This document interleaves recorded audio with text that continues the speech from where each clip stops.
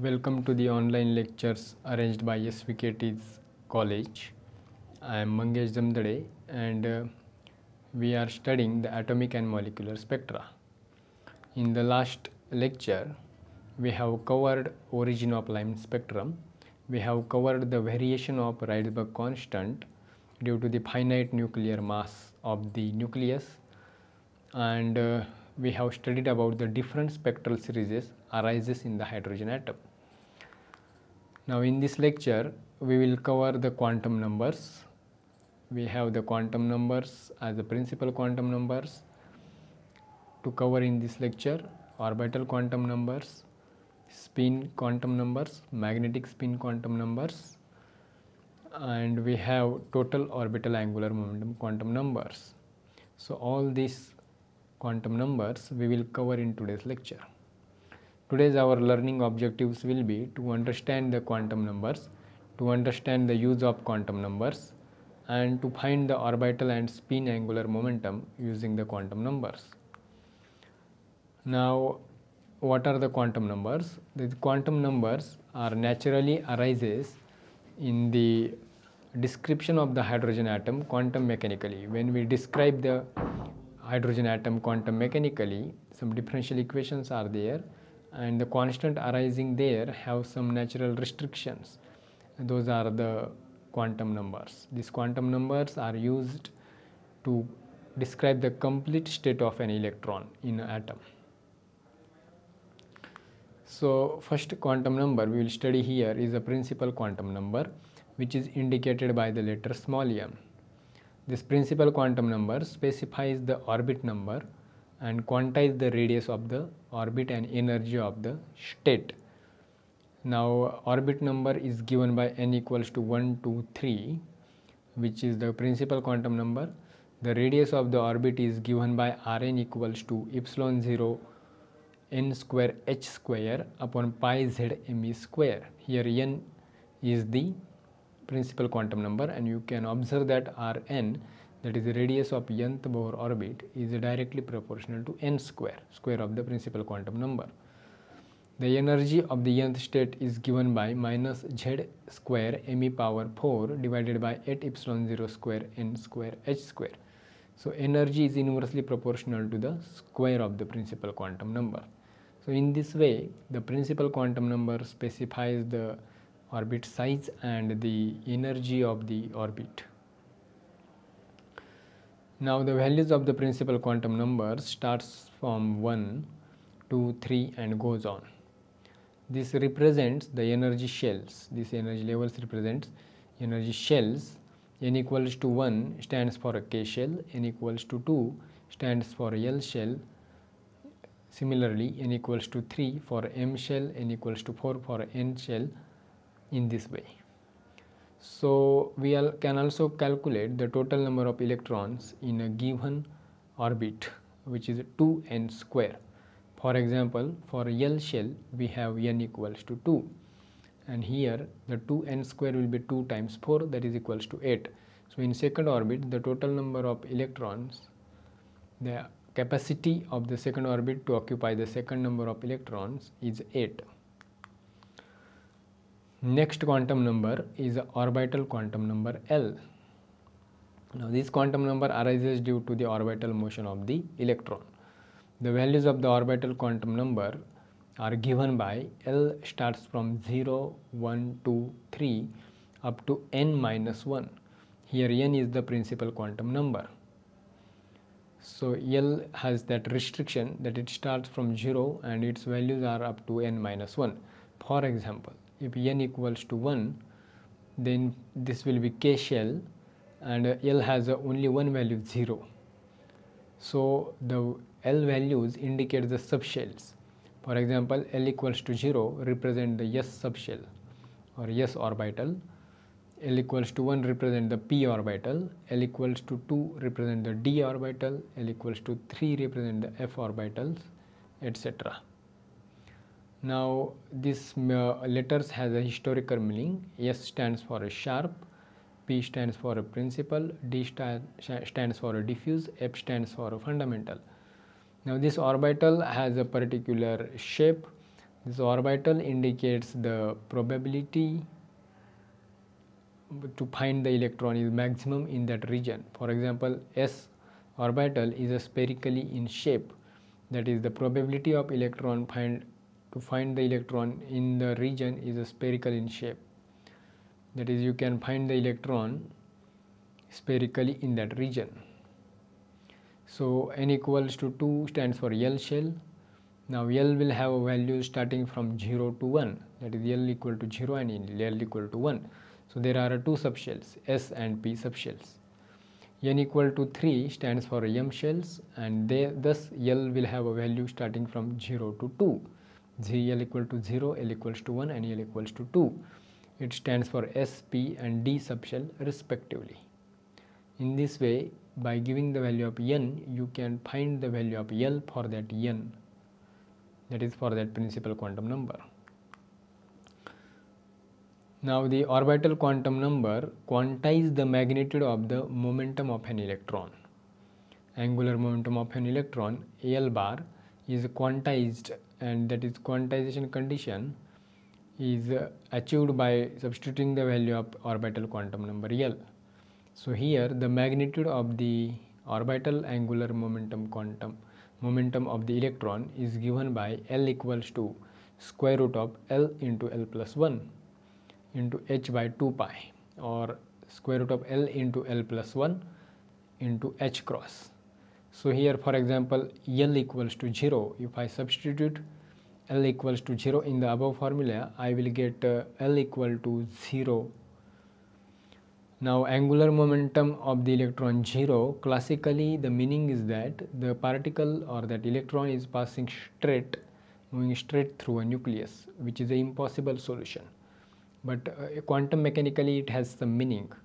For L, small l equal to 0, capital L equal to 0, quantum mechanically indicates that the average value of the angular momentum is 0, and the L equal to 0 indicates the spherically symmetric electron cloud with no axis of revolution.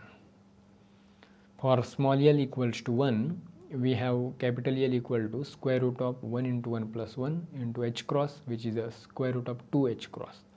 So for L equal to 1, the magnitude of the orbital angular momentum is a square root of 2h cross. For small l equal to 2, the magnitude of the orbital angular momentum, capital L, equal to root 6h cross. For L equals to 3, the magnitude of the orbital angular momentum is equal to root 12h cross. So in this way, the magnitude of the orbital angular momentum is quantized. So it can have either root 2h cross or value, or either it has a magnitude of root 6h cross, or it will have a magnitude of root 12h cross. So these values are quantized, and this quantization condition is fulfilled by orbital quantum number small l. Now the magnitude of the orbital angular momentum is quantized by, as we have seen, is quantized by the orbital angular momentum quantum number small l. Now the direction of the orbital angular momentum in a space is also quantized, and that is achieved by introducing the next quantum number, which is orbital magnetic quantum number, and it is represented by the symbol m suffix l. So here, if we consider an atom placed in a weak magnetic field B bar, then the orbital angular momentum L bar of an electron interacts with the applied magnetic field B bar. Now according to the quantum mechanics, the quantization of the direction of L bar takes place in a discrete manner. So the direction are also quantized here, and the component of L bar along the direction of external magnetic field. So here we take external direction of the external magnetic field is always along a z axis. So this is customarily, and so we can find the z component of L bar, that is the projection of L bar on the z axis, because we are taking the magnetic field B bar, external magnetic field B bar along a z axis. So this component of L bar along a z axis is given by Lz, and that is equals to ml h cross, where ml is called the magnetic angular momentum quantum number. So the allowed values of ml are here from minus L to plus L including 0. Okay. So there are totally, for given L, 2L plus 1 possible values of ml are there. So if we consider for L equal to 0, then we will get, by using the above restriction, we will get ml equals to 0, and then in that case Lz will also be 0, because Lz equals to ml h cross. If ml is 0, then Lz is also 0. For L equals to 1, we will have 3 values of ml according to formula 2L plus 1, and these 3 values will be minus 1, 0 and plus 1, minus L to plus L, that is minus 1 to plus 1, which is minus 1, 0 and 1. The difference between the two values is of 1, and so we will have the z component of orbital angular momentum as minus h cross, 0 and h cross. For L equals to 2, we will have 5 values of ml starting from minus 2 to plus 2 with a difference of 1. So values of ml are minus 2, minus 1, 0, plus 1 and plus 2. And for that, the projection of L bar on a z axis, Lz will be minus 2h cross, minus h cross, 0, plus h cross and plus 2h cross. These are the 5 values of the projection of L bar. And L bar we can calculate by using the formula square root of L into L plus 1. So you can observe that both the direction and the magnitude of the orbital angular momentum is quantized in a space, and this is called as the space quantization. Now here we have taken one example. So let us consider for L equals to 1, we have capital L equals to square root of 1, 1 plus 1 h cross, which is nothing but the square root of 2 h cross. This is the magnitude of L, and the direction of the L is given by Lz. So here for L equals to 1, according to restrictions on magnetic quantum number ml, we have the values of ml from minus 1 to plus 1, which are equal to minus 1, 0 and plus 1. So the component of L bar on a z axis will be Lz equals to minus h cross, 0 and plus h cross as shown in the figure. So in the figure you can observe that the magnitude of the orbital angular momentum is the square root of 2h cross, and there are 3 directions in the space. Okay, the angle between Lz and L bar can be found by using this formula given here. We have cos alpha, where alpha is shown here, the angle between L bar and Lz in this diagram. So you can observe that the angle cos of alpha will be equals to, from this diagram you can observe that, so cos of alpha will be here Lz upon L bar, Lz upon magnitude of L bar, because cos of alpha will be equals to adjacent side of alpha divided by hypotenuse. So we will have cos of alpha equals to Lz by magnitude of this L bar. So Lz we already know that Lz equals to mlh cross, and magnitude of L bar is a square root of L plus 1h cross. So finally we will get cos of alpha equals to ml by square root of L into L plus 1, and from that I can find the alpha as a cos inverse of ml by square root of L into L plus 1. So here for L equals to 1, let me find the angles. As we have drawn this diagram for L equals to 1, we can observe that there are 3 specified directions, and for L equals to 1 we have ml equals to minus 1, 0 and plus 1. By substituting these values in the formula of the angle, I will get first angle for ml equals to minus 1, which is equals to 135 degree. So this angle will be 135 degree, and second angle will be 90 degree for ml equals to 0, which is the second vector here, middle angular momentum vector L bar, and the angle, smallest angle between Lz and L bar is 45 degree. We get this by substituting the value of ml as a plus 1. The next quantum number introduced is a spin quantum number. Now spin is the intrinsic property of a matter like a mass and charge, and the spin is confirmed by a Stern-Gerlach experiment. So spin of the electron has a value of 1/2 always. The spin electron is a fermion and it has a half integral spin, and its value is plus 1/2. So here the spin is called as a spin quantum number, and it has a value for electron as a 1/2. For other particles it may have other value. So the spin angular momentum of an electron can be found by using the spin quantum number. The magnitude of the spin angular momentum. Now we have two angular momentum for electron. One is the orbital angular momentum, which is found from the small l value, and this is a spin angular momentum which we can find from this small s, that is a spin quantum number. So the magnitude of the spin angular momentum of the electron is given by s equals to square root of s into s plus 1. So that will be square root of s into s plus 1 into h cross. For spin half, s equal to half, I will get the spin angular momentum s equals to square root of 3/2 h cross. So this is the value of the spin angular momentum of the electron. Now the spin angular momentum s bar is also quantized in a space like a L bar, and it has a two orientation with respect to the applied magnetic field. These orientations can be found by using the another quantum number, that is a spin magnetic quantum number.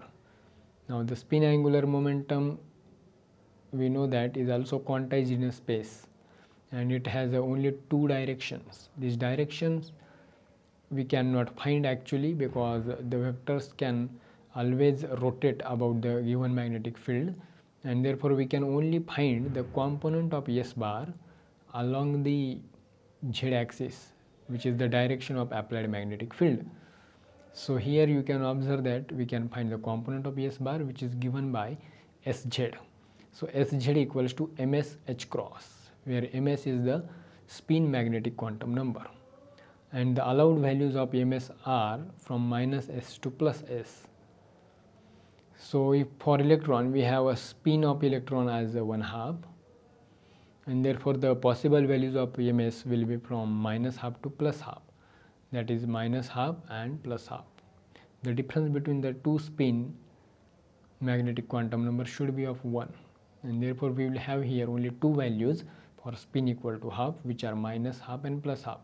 If any other particle has a spin equal to 3/2, then the corresponding ms value will start from -3/2 to +3/2. So corresponding ms value will be then -3/2, -12, +12 and +3/2. Now for electron we have spin equal to half, and we have ms value as +12 and -12. Here +12 indicates the spin up direction, and -12 corresponding to a spin down of the electron.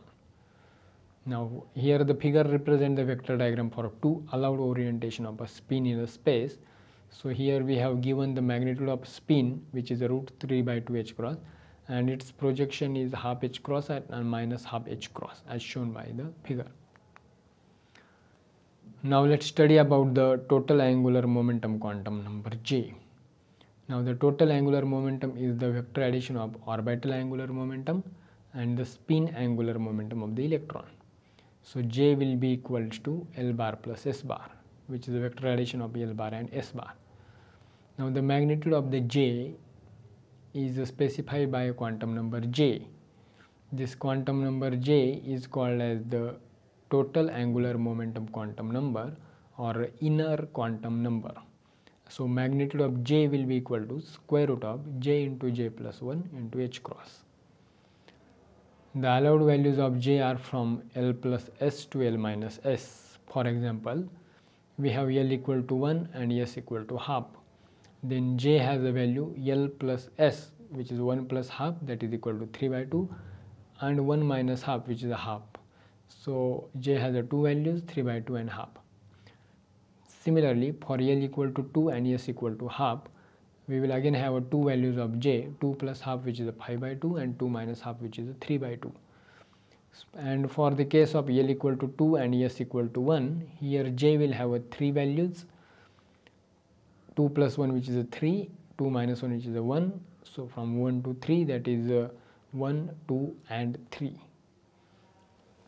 These are the three values of j corresponding to L equal to 2 and S equal to 1. So by using the total angular momentum quantum number j, I can find the magnitude of the total angular momentum of the atom. And we can also show that these are discrete in nature and they are quantized. Now next angular quantum number is introduced for the direction of the j bar, and which is angular momentum magnetic quantum number mj. So z component of j here can be specified by a quantum number mj, and that component is given by jz, which is equal to mjh cross. The values of the mj here are from minus j to plus j including 0. For example, if we have j equals to 1, then magnitude of the j will be square root of j into j plus 1 h cross, which is equals to square root of 2 h cross. So here the magnitude of the total angular momentum of the atom is root 2 h cross, and its direction will be given by mj. Here for j equal to 1, mj will have a value from minus 1 to plus 1. So there are three directions here, and the z component of the j will be minus h cross, 0 and plus h cross. These are the three components of the z.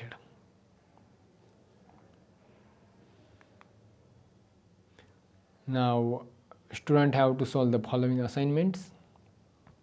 Student have to find the angle between L bar and Lz for small l equals to 2, that is for orbital angular momentum quantum number equals to 2. We have to find the alpha here.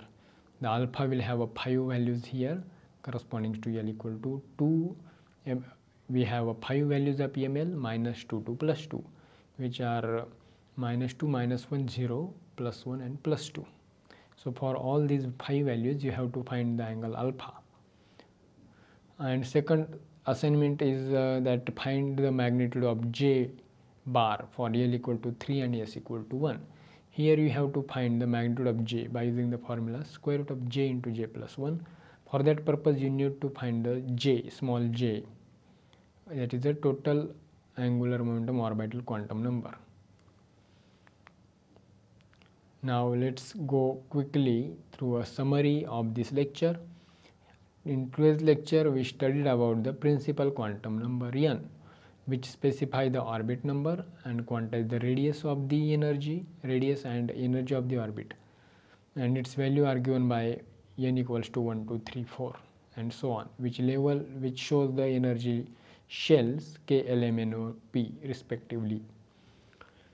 Second quantum number is orbital angular momentum quantum number, or in short orbital quantum number. It gives the discrete values of angular momentum of orbital angular momentum of electron, which is given by L equal to square root of L into L plus 1 h cross. And here small l is the orbital quantum number, and it has a value starting from 0 up to n minus 1, where n is the principal quantum number. And the z component of the L bar, that is projection of L bar on a z axis, which is also the direction of B bar, is given by Lz equals to ml h cross, and ml, the allowed values of ml are from minus L to plus L. Fourth quantum number we introduce is the spin angular momentum quantum number. So it gives the spin angular momentum of the electron. So spin angular momentum magnitude is given by square root of s plus 1 h cross. Here for the electron, value of s is half, and by substituting that value in this formula you will get the spin angular momentum of the electron. Also we can find the z component of the s bar, which is given by sz, that is equals to ms h cross. Now the value of the ms are from minus s to plus s. This is the restriction on spin quantum number. We can also find the total angular momentum of the electron atom by using the value of small j, which indicates the total angular momentum quantum number, and the total angular momentum of the atom will be mod of j equals to square root of small j plus 1 into h cross, and here small g is called the total angular momentum quantum number or inner quantum number. Similarly, here we can find the z component of the j, which is specified by the quantum number mj, and that is given by jz equals to mjh cross, and this mj is called the total angular momentum magnetic quantum number. Here the values of mj starts from minus j and ends on plus j, and we have also seen the examples. Now in the upcoming lecture we will study about the Pauli's exclusion principle, Hund's rule, electronic configuration and quantum state of an electron. So this is for today's lecture. Thank you.